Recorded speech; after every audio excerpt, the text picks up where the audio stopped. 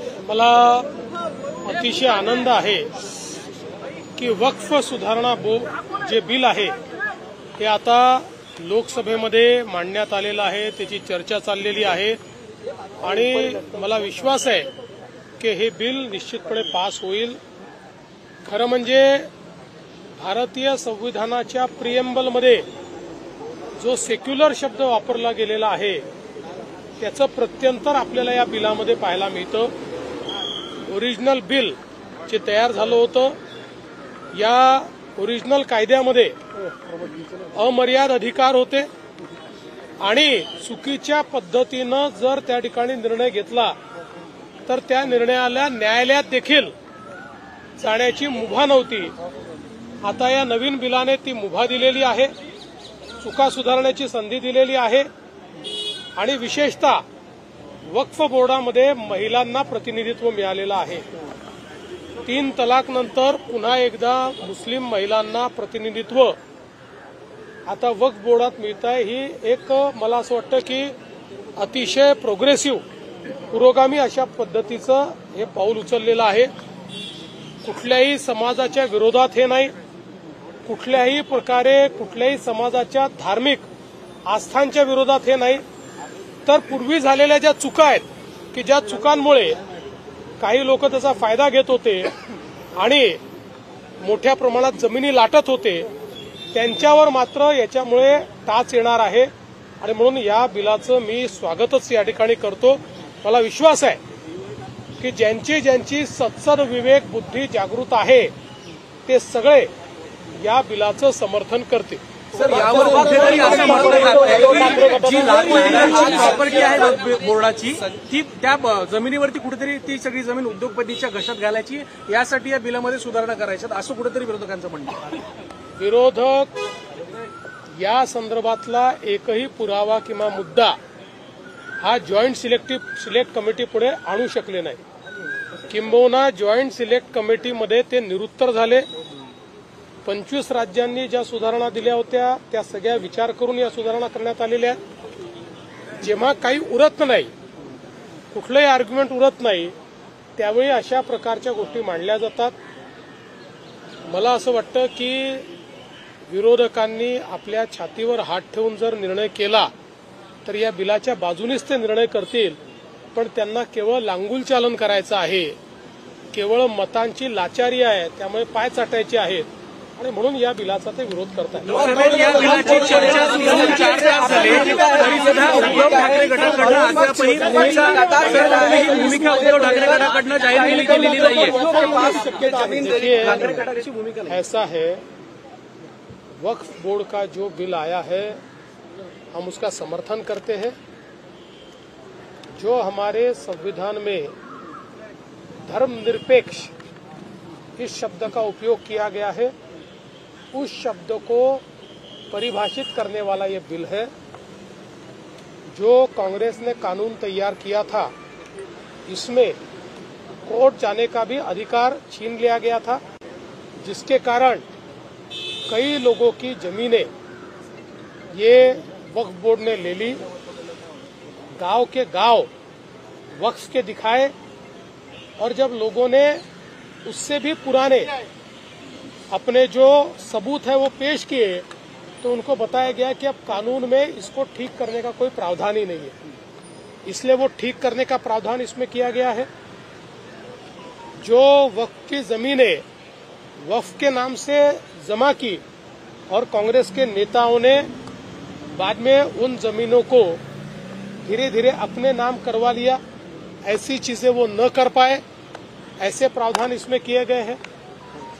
3 तलाक के बाद महिलाओं को फिर एक बार हमारी मुस्लिम बहनों को वक्फ बोर्ड में भी जगह देने का काम इस बिल ने किया है। ये बिल किसी भी धर्म के खिलाफ नहीं है, किसी भी आस्था के खिलाफ नहीं है, किसी भी आस्था को ठेस पहुंचाने वाला नहीं है। जो गलतियां हुई थी उन गलतियों को सुधारने वाला और जो लूटना चाहते थे ऐसे लुटेरों को पाबंदी लाने वाला इस प्रकार का ये बिल है। इसलिए मैं ऐसा मानता हूं जिनकी बुद्धि में विवेक शेष है ऐसे सारे लोग इस बिल को पूरे तरीके से मदद करेंगे। उद्योगपतियों को देने की कोशिश है, इस तरीके का अखिलेश यादव या दूसरे तमाम सारे लोग ये बोल रहे हैं। देखिए, ऐसा बोलना मूर्खता है। वो भी जानते हैं कि ऐसा कोई कर नहीं सकता। कानून में ऐसा एक भी प्रावधान नहीं है। ज्वाइंट सिलेक्ट कमेटी में एक भी इस प्रकार का प्रावधान वो नहीं दिखा पाए कि जिससे ये उद्योगपतियों को 1 इंच भी जमीन दी जा सके। ज्वाइंट सिलेक्ट कमेटी में वो निरुत्तर हो गए, कोई जवाब नहीं दे पाए, इसलिए अब यहाँ आकर विरोध कर रहे हैं। पूरा विरोध है, ये केवल वोट की राजनीति है, ये तुष्टीकरण की राजनीति है, एक प्रकार से तलवे चाटणे की राजनीती हे लोक कर रहे हैं। लोकसभेत चर्चा सुरू झाली, परंतु अद्यापही ठाकरे गटाकडनं कुठलीही भूमिका स्पष्ट करण्यात आलेली नाहीये। मी पहिल्यांदा सांगितलेलं आहे, ज्यांची सतसत विवेक बुद्धी जिवंत असेल आणि विशेषतः उबाठाच्या संदर्भात जर हिंदू हृदय सम्राट शिवसेना प्रमुख बाळासाहेब ठाकरे यांच्या विचारावर अजूनही चालण्याची त्यांची इच्छा असेल तर मला अपेक्षा आहे की ते बिलाला समर्थन देतील, या बिलाचा विरोध करणार नाही। मैं ऐसा मानता हूं कि जिनका विवेक शेष है, ऐसे कोई भी पार्टी के लोग कभी भी इस बिल का विरोध नहीं कर सकते। और जहां तक उद्धव बाळासाहेब ठाकरे शिवसेना का सवाल है, मैं ऐसा मानता हूं हिंदू हृदय सम्राट शिवसेना प्रमुख बाळासाहेब ठाकरे जी के विचारों का कोई भी अंश अगर उनकी कृति में बाकी होगा तो वो इस बिल का समर्थन करेंगे, ऐसी मेरी अपेक्षा है। वक्फ बोर्ड आणि हिंदुत्वाचा संबंध काय असाही ते प्रश्न आता तुम्हाला उपस्थित करा। काल तुम्ही जी पोस्ट केली त्यावर कोण करताय? ठाकरे गट आणि संजय राऊत कोण आहे? तुम्हाला मी 10 वेळा सांगितलंय, माझ्या लेवलचे प्रश्न विचारत जा, आता मला तुमच्या बुद्धीची क्यू करावी लागेल। आज 100 दिवसांचा आढावा आणि उपसचिवांची बैठक सुद्धा झाली, काय की पॉइंट्स होते, कुठल्या मुद्द्यांवर चर्चा होती? 100 दिवसाच्या आढाव्याच्या संदर्भात आज 26 विभागाचे सचिव आणि मंत्री आम्ही निमंत्रित केले होते। जो 100 दिवसाचा आराखडा त्यांनी सादर केला होता, या 26 डिपार्टमेंटचे एकूण 938 पॉइंट्स होते ज्याच्यावर त्यांना काम करायचं होतं। मला अतिशय आनंद आहे की त्यातल्या 411 पॉइंट्सवर त्यांचं काम पूर्ण झालेलं आहे, म्हणजे 44% काम पूर्ण झालंय। 372 पॉइंट म्हणजे 40% पॉइंट्स असे आहेत की ज्या पॉइंट्सवर काम अंतिम टप्प्यामध्ये आहे, जे काम निश्चितपणे वेळेत पूर्ण होणार आहे। केवळ 16% 155 मुद्दे असे आहेत, 16% मुद्दे की ज्याच्यावर काम अद्यापही मागे पडलेलं आहे। त्याच्याकरता त्यांनी काय अडचणी आहेत त्या सांगितलेल्या आहेत। त्यांना मी 15 दिवसाचा वेळ वाढवून दिलेला आहे आणि त्यांना सांगितलं आहे की 31 एप्रिलपर्यंत किंवा 1 मे पर्यंत हे जे 16% आहेत तेही काम त्यांनी पूर्ण केलं पाहिजे। दुसरं, विभागांना मी सांगितलेलं आहे 1 मेला प्रत्येक विभागाने आपल्या वेबसाईटवर आपण 100 दिवसाचा काय प्लॅन केला होता, त्यातला किती प्लॅन एक्झिक्यूट केला, जो नाही झाला त्याची कारणं काय आहेत हे प्रकाशित करायचं आहे। त्यामुळे मीडियाला देखील ते उपलब्ध असेल की 100 दिवसाचा कार्यक्रम किती यशस्वी झाला याची पूर्ण माहिती ते देणार आहेत। आता 22 डिपार्टमेंट आमचे उरलेले आहेत, ज्या 22 डिपार्टमेंटचा आढावा उद्या आम्ही घेणार आहोत। वीज बिलांच्या संदर्भामध्ये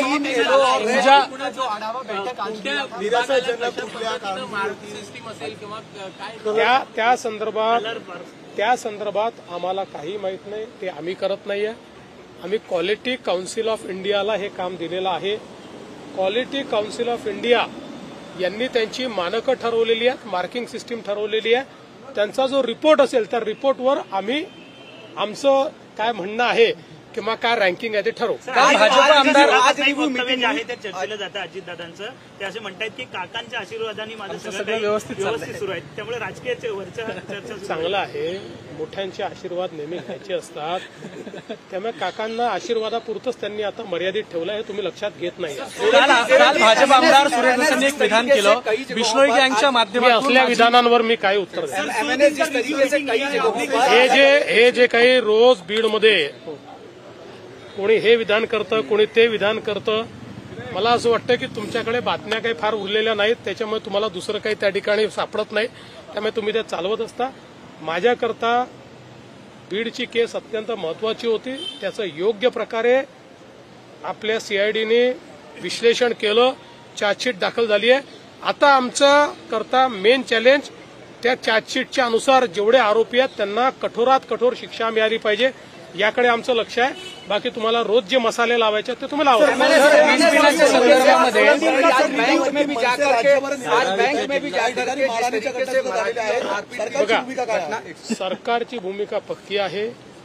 मराठीचा आग्रह चुकीचा नाही, तो आग्रह कोणी धरत असेल तर तो योग्यच आहे. पण त्या आग्रहाकरता जर कायदा हातात घेण्यात आला तर कायदेशीर कार्रवाई होईलच. देखिए, ये बात मैं स्पष्ट रूप से कहता हूं, महाराष्ट्र में मराठी के लिए आग्रह करना कोई गलत बात नहीं है.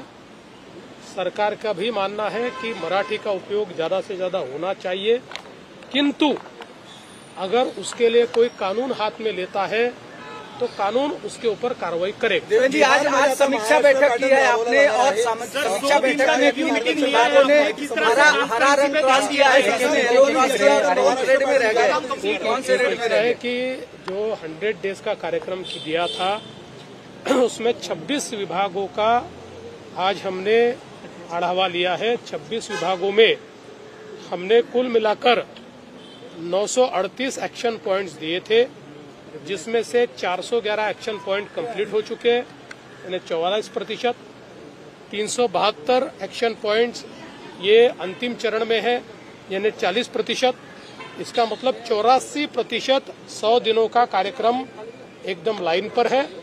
केवल 16% पॉइंट्स ऐसे हैं कि जो थोड़ा उसको और समय लगने वाला है, उसके लिए 2 हफ्ते मैंने बढ़ा के दिए हैं.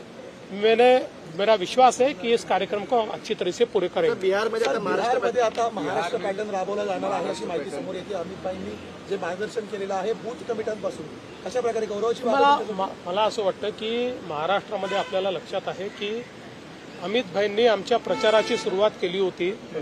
सगळ्या विभागात जाऊन कार्यकर्त्यांमध्ये उत्साह आणला होता आणि आम्ही बूथपासनं तर वरपर्यंत सगळ्या व्यवस्था असतील, नरेटिव्हच्या व्यवस्था असतील, या सगळ्या गोष्टींवर फेक नरेटिव्ह संपवण्यावर आम्ही खूप मोठी मेहनत केली आणि त्यामुळे लोकसभेतला फेक नरेटिव्ह आम्ही किल केला आणि थेट नरेटिव्हने त्याचा मुकाबला केल्यामुळेच आम्ही जिंकलो आहोत. त्यामुळे निश्चितपणे हे चांगलं मॉडेल आहे. ते बिहारमध्ये यूज होत असेल तर चांगलंच आहे, पण बिहार एक असं राज्य आहे की ज्यांचं स्वतःचं एक मॉडेल आहे. शेवटी बिहार ही राजकारणाची पाठशाळा आहे, त्याच्यामुळे त्यांचं स्वतःचं मॉडेल ते वापरतील. आमच्याकडनं काही हवं असेल तर आम्ही देऊ.